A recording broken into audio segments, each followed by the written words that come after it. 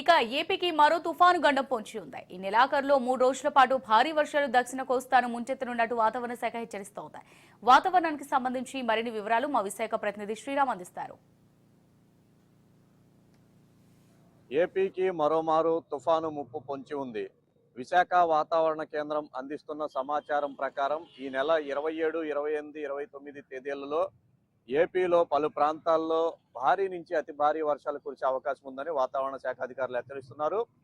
దక్షిణ బంగాళాఖాతంలోని అండమానుకు సమీపంలో ఈ నెల 23వ తేదీన ఒక అల్పపీడనం ఏర్పడుతుందని, ఇది తుఫానుగా మారుతుందని వాతావరణ శాఖ అంచనా వేస్తుంది. తుఫానుగా మారిన తరువాత ఇది నెల్లూరు, చెన్నై మధ్య తీరం దాటే అవకాశం ఉందని వాతావరణ శాఖ అంచనా వేస్తుంది. ఈ కోవలోనే దక్షిణ కోస్తా, రాయలసీమల్లో దాదాపుగా అన్ని ప్రాంతాల్లో కూడా తేలికపాటి జల్లుల నుంచి భారీ వర్షాలు కురుస్తాయని వాతావరణ శాఖ అయితే హెచ్చరికలు జారీ చేస్తుంది. తీరం అలకల్లోలంగా ఉంటుందని కూడా వాతావరణ శాఖ సూచనలు జారీ చేస్తుంది. ఇప్పటికే గడిచిన వారం ఏర్పడిన అల్పపీడనం కారణంగా దక్షిణ కోస్తాలోని పలు ప్రాంతాల్లో భారీ వర్షాలు కురిశాయి.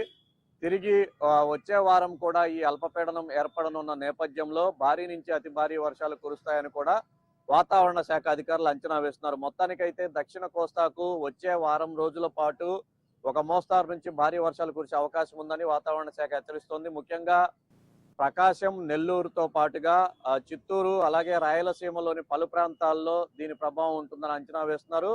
తుఫానుగా మారిన తర్వాత ఇది నెల్లూరు, చెన్నైకి మధ్యలోనే తీరం దాటుతుంది కాబట్టి 27, 28, 29 తేదీల వరకు కూడా భారీ నుంచి అతి భారీ వర్షాలు దక్షిణ కోస్తాను ముంచెత్తనున్నాయని వాతావరణ శాఖ హెచ్చరిస్తోంది. కెమెరామెన్ దుర్గాతో శ్రీరామ్, రాజ్ న్యూస్, విశాఖపట్నం.